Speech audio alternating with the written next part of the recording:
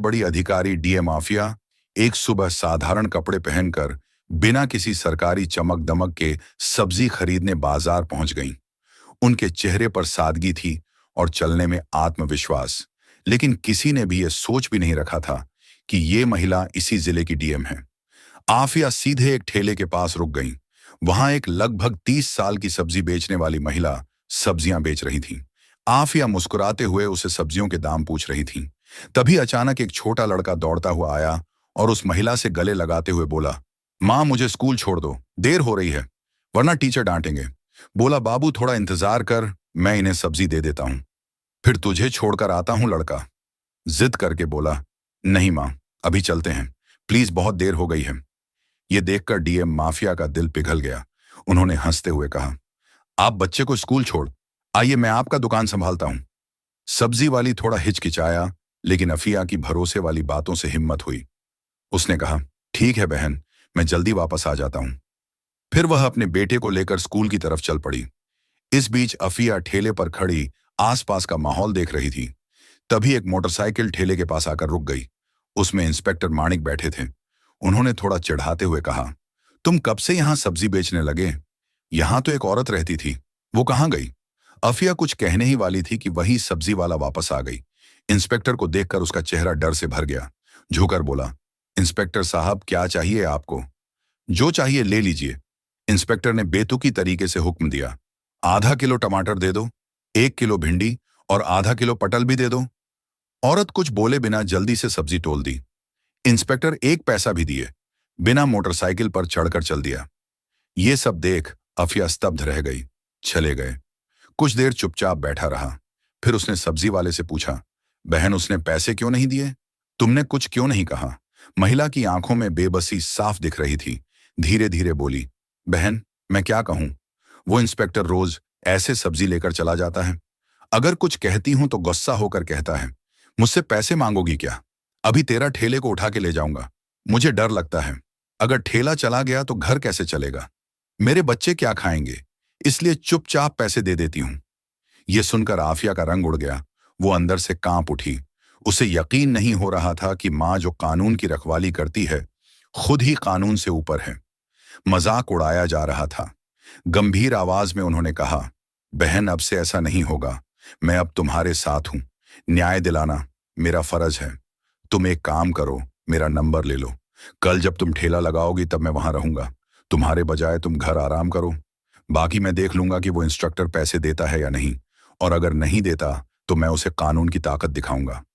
महिला की आंखों में आंसू थे, लेकिन पहली बार उसके अंदर सुकून और उम्मीद की किरण भी चमकी। अगले सुबह अफिया एक गांव की महिला बनकर गई। न कोई मेकअप, न कोई पहचान। सामान्य साड़ी पहनी थी और सिर पर ओढ़नी रखी थी। ठेले के पास आकर खड़े हो गए। ठेले पर बहुत सारी सब्जियां सजी हुई थीं। सब कुछ तैयार था। कुछ ही देर में इंस्पेक्टर माणिक अपनी मोटरसाइकिल लेकर वहां पहुंच गए। उन्होंने मोटरसाइकिल ठेले के पास रोककर तीखे नजरों से कहा, क्या मामला है? आज फिर तुम यहां? तुम उसका कौन हो? कल भी तुम यहां थे, आज भी तुम। आफिया जो अभी भी गांव की एक आम महिला की तरह खड़ी थी, धीरे से बोली, मैं उसकी बहन हूं, इसलिए आज मैं उसके जगह ठेला संभाल रही हूं। इंस्पेक्टर ने घृणित हंसी देते हुए कहा, तो फिर तुम तो बहन से भी ज्यादा खूबसूरत हो। आज बहुत सुंदर लग रही हो। फिर अपनी आंखों से उसे सिर से पांव तक निहारने लगा और बोला, चलो छोड़ो, ये सब मुझे 1 किलो टमाटर दो और साथ में थोड़ा धनिए की मिर्च भी दे दो। अफिया बिना कोई प्रतिक्रिया दिए सब्जी तोलने लगी और चुपचाप हाथ में दे दी। इंस्पेक्टर सब्जी लेकर वापस जाने लगा और मोटरसाइकिल स्टार्ट की। तभी अफिया सख्त आवाज में बोली, रुको, तुमने अभी तक सब्जी का पैसा नहीं दिया, पैसा दो। ऐसे नहीं चलेगा। इंस्पेक्टर नाराज होकर बोले, किस पैसे की बात कर रहे हो? मैं तो रोज फ्री लेता हूं। तुम्हारी बहन से पूछो, वो कुछ नहीं कहती, और तुम मेरे सामने ज्यादा बात मत करो। फिर वह जाने लगे। तभी अफिया तेजी से बोली, आप मेरे बहन से जैसे सब्जी लिए हैं, वैसे निक ने मुझसे नहीं ली। हमें भी सब्जी के पैसे देने पड़ते हैं। हमें भी खर्चा करके सब्जी लानी पड़ती है, और अगर एक दिन भी सब्जी नहीं बिकी तो हमारे घर में चूल्हा नहीं जलेगा। आपके जैसे लोग मुफ्त में सब्जी लेकर हमारे पेट पर लात मारते हैं। यह सुनते ही इंस्पेक्टर का चेहरा गर्व से लाल हो गया। वह गुस्से में आकर अफिया के गाल पर जोरदार थप्पड़ मारा। अफिया लड़खड़ा गई, लेकिन खुद को संभाल लिया। आंखों में आग थी पर आत्मसम्मान और चुप रहने को तैयार नहीं थी। कांपती आवाज में अफिया बोली, आपने एक महिला पर हाथ उठाकर बहुत बड़ी गलती की है। तुम्हें इसके नतीजे भुगतने पड़ेंगे। इंस्पेक्टर और गुस्से में चिल्लाया, तू मुझे सिखाएगा? तेरा इतना हिम्मत है, अभी दिखाता हूं। फिर उसने आफिया के बाल पकड़कर खींचे। आफिया दर्द से करा उठी, लेकिन बाल छोड़ाकर बोली, यह सब बहुत गलत हो रहा है। मैं तेरे खिलाफ रिपोर्ट करूंगी। तुझे सब्जियों के पैसे देने ही होंगे। लेकिन इंस्पेक्टर अपनी पद की ताकत में मदहोश था, बोला, रिपोर्ट कर। अगर तेरे में इतना हिम्मत है तो। तू एक सब्जी विक्रेता है और मैं इस थाने का इंस्पेक्टर। मैं तुझे यहीं से खरीद सकता हूं। ज्यादा बोला तो उल्टा तुझे जेल में डाल दूंगा। ये कहकर वह मोटरसाइकिल पर चढ़ गया और स्टार्ट करके चला गया। आफिया पहले तो कांप रही थी, फिर भी उसने खुद को संभाला। उसने पूछा कि ये इंस्पेक्टर कितना नीचे जा सकता है। कुछ देर ठेले के पास बैठने के बाद उसने सब्जी वाले को फोन किया और कहा, अब तुम ठेले पर आओ। सब्जी वाली आते ही आफिया चुपचाप वहां से निकल गई। घर जाकर उसने अपने कपड़े बदले और पीले रंग का सलवार सूट पहनकर एक आम औरत की तरह थाने पहुंची। थाने पहुंचकर देखा कि इंस्पेक्टर मानिक वहां नहीं था। एक हवलदार डेस्क पर बैठा था। आफिया ने सीधे उससे पूछा, मुझे रिपोर्ट करनी है इंस्पेक्टर मानिक से, और एसएचओ साहब से भी मिलना होगा। हामिलदार ने जवाब दिया, इंस्पेक्टर साहब कुछ काम से घर गए हैं और एसएचओ साहब फील्ड विजिट पर बाहर गए हैं। आप चाहें तो थोड़ी देर बैठिए। अफिया की आंखों में अब न्याय की आग जल रही थी और ये आग अब फिर बुझने वाली नहीं थी। थाने में कुछ वक्त बिताते ही अचानक दरवाजा खुला और एसएचओ आतिक राणा अंदर आए। भारी कदमों से अंदर आते ही उनकी नजर पीले सलवार सूट पहने उस आम महिला पर पड़ी, जो कोई और नहीं, खुद डिप्टी मजिस्ट्रेट माफिया थी। आतिक राणा ने सख्त आवाज में पूछा, तुम कौन हो? यहां क्यों आई हो? अफिया ने शांत स्वर में कहा, मुझे रिपोर्ट बनानी है। यह सुनकर आतिक राणा तंज कसते हुए हंस पड़े। रिपोर्ट बनानी है तो पहले कुछ खर्चा लेकर आए हो? यहां रिपोर्ट बनाने के लिए 10 से 15 हजार रुपए लगते हैं। लाए हो तो निकालो, वैसे भी तुम्हारी रिपोर्ट लिख दूंगा। यह सुनकर आफिया का चेहरा गंभीर हो गया और गंभीर आवाज में बोली, किस पैसे की बात कर रहे हैं? रिपोर्ट बनाने के लिए कोई फीस नहीं लगती। आप रिश्वत क्यों मांग रहे हैं? आतिक राणा हंसते हुए बोले, किसने कहा तुम्हारी रिपोर्ट मुफ्त बनेगी?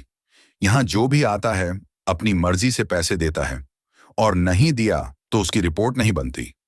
अब तुम्हारी मर्जी। आफिया ने गहरी सांस ली, बोली, ठीक है, ये लो 10 रुपए, अब रिपोर्ट लिखो। पैसे लेकर आतिक राणा ने पूछा, किसके खिलाफ रिपोर्ट है? आफिया गंभीर होकर बोली, इंस्पेक्टर मानिक के खिलाफ। उन्होंने एक सब्जी बेचने वाली औरत के साथ बदतमीजी की है। रोज वो उसकी ठेली से बिना पैसे सब्जियां ले जाते हैं और जब मैंने विरोध किया तो उन्होंने मुझ पर हाथ उठाया। मैं इसके खिलाफ सख्त कानूनी कार्रवाई चाहती हूं। आतिक राणा का चेहरा मुरझा गया। उनके चेहरे पर डर साफ दिख रहा था। घबराते हुए बोले, वो तो हमारे थाना के सीनियर इंस्पेक्टर हैं और वैसे भी अगर कोई फ्री में चीज देता है तो उसमें क्या बुरा है? हम पुलिस थोड़ा ऐसे ही हैं। आफिया अब सब कुछ समझ चुकी थी कि ये सिस्टम अंदर से ही सड़ा हुआ है। ये लोग सिर्फ यूनिफॉर्म नहीं पहनते, गरीबों की बेबसी का व्यापार करते हैं। वह कुछ बोले बिना चुपचाप थाने से बाहर निकल गई, लेकिन उसकी आंखों में अब आग जल रही थी। अगले दिन सुबह डीए माफिया यूनिफॉर्म पहनकर गाड़ी लेकर सीधे उसी थाने पहुंचा। उसके साथ था उसका सरकारी गार्ड। थाने के गेट पर यूनिफॉर्म में उसे देखकर पूरा स्टाफ दंग रह गया। अंदर इंस्पेक्टर मणिक और एसओ आतिक राणा दोनों मौजूद थे। उनके चेहरे पर डर साफ दिखा जब उन्होंने उस लड़की को देखा जिसे उन्होंने अपमानित किया था। लेकिन आज वह कोई आम महिला नहीं है, वह जिले की डीएम थी। घबराकर दोनों ने एक साथ कहा, आप कौन हैं और ये यूनिफॉर्म क्यों पहनी है? अफिया की आंखों में अब एक अधिकारी की गरिमा झलक रही थी। गंभीर आवाज में कहा, यूनिफॉर्म नहीं दिख रही? मैं इस जिले की डीएम अफिया हूं और अब मुझे सब पता चल गया है कि इस थाना में गरीबों को कैसे डराया जाता है, उनसे पैसे कैसे वसूले जाते हैं और कानून के नाम पर अत्याचार कैसे किया जाता है। दोनों के पैर जमीन से कट गए। घबराकर उनकी आवाज कांपने लगी। मैडम, आप क्या कह रही हैं? अगर आप सच में डीएम हैं तो फिर आईडी दिखाइए। आफिया बिना कुछ कहे अपनी बैग से सरकारी पहचान पत्र निकालकर आतिक राणा के सामने रख दिया। आईडी देखकर आतिक राणा का हाथ कांपने लगा। उसका चेहरा सफेद पड़ गया। तुरंत हाथ जोड़कर झुकते हुए बोला, माफ करना मैडम, मुझे पता नहीं था कि आप डीएम हैं। मेरी बड़ी गलती हो गई। पीछे खड़े इंस्पेक्टर मानिक भी उस समय डर गए थे। वे भी हाथ जोड़कर बोले, मैडम जी, माफ कीजिए, जो हुआ भूल जाइए, फिर कभी नहीं होगा। दोनों ऑफिसर शर्मिंदगी से सिर झुकाए खड्डी डीढ़े थे।